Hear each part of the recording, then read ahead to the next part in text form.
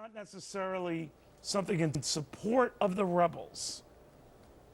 Yeah, Neil, you know, I've said over the last couple of weeks after the UN resolution that the statements, both in the UN resolution and about it, have sometimes been confusing, but the action on the ground has not been.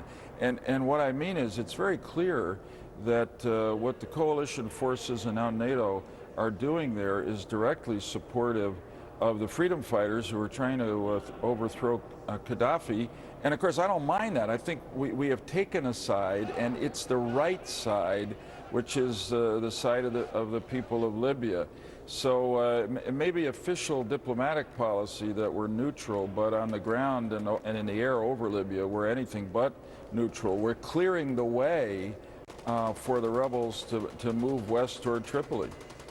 Well, maybe I would never be a diplomat, but Senator, I mean, if we're fighting a war but we're not calling it a war, if we're clearly providing cover for the rebels but not saying we're on the side of the rebels, if we're saying this is a short-term commitment but then hinting at staying there after we potentially get rid of Gaddafi without saying that is our goal to get rid of Gaddafi, I'm confused. Neil, for some reason you remind me of when I was back in the Connecticut State Senate a long time ago, at a moment similar to this in state Senate policy, somebody said to me, if you're not confused, you don't understand the situation.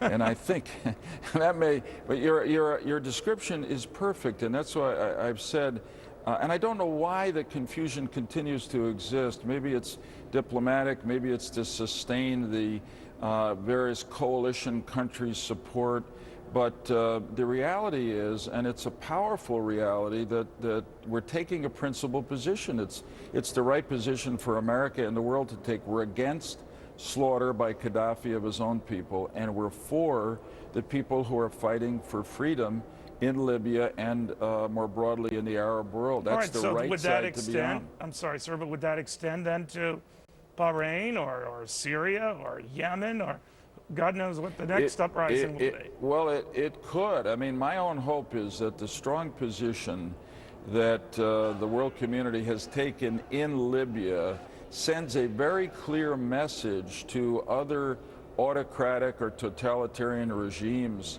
in the Middle East that if your response to your people's uprising is to slaughter them, you run the risk that the world community will come in and do to you and your country what we are now doing to Gaddafi in Libya. And it's particularly relevant to Bashar al-Assad in Syria, because we remember his father killed 20,000 of his own people in a single city a couple of decades ago who began to rise up against him. Yeah, but he's still there. The son's still there. Just like the rulers are hinting in Bahrain, they might go, maybe they not go. If they're intimidated, Senator, they have a funny way of showing it, you know? Well, no, so I'd say what we're doing in Libya, I think, is sending a message to the son Assad in Syria. You try to turn on your people like your father did, the world community is not going to stand by and just let that happen. You think the world community would come into Syria just as they've come into Libya? Well, we've set a very clear precedent in Libya, and admittedly, Gaddafi has been, as Reagan said quite accurately, a madman for a long time.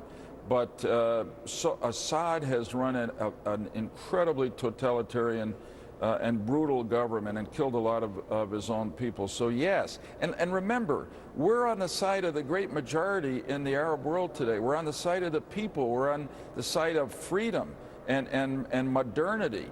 And that's worth fighting for. And I think for us, who are involved in a global war against Islamist extremism and Iran, this uprising of the Arab people is the best thing that possibly could have happened. It's the strongest repudiation. Well, they haven't been active supporters, though, Senator. I mean, the Arab League, with its at best tepid support of this, they're not exactly giving us a ringing endorsement on this. Well, their resolution in regard to Libya and calling for a no-fly zone was a turning point here.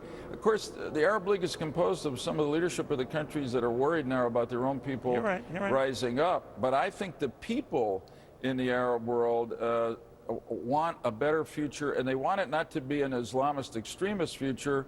They want it to be a democratic future. All right, we'll watch closely. Always a pleasure, sir. Thank you. Thank you, Neil. Have a good one. You too, Joe Lieberman. All right, Herman K.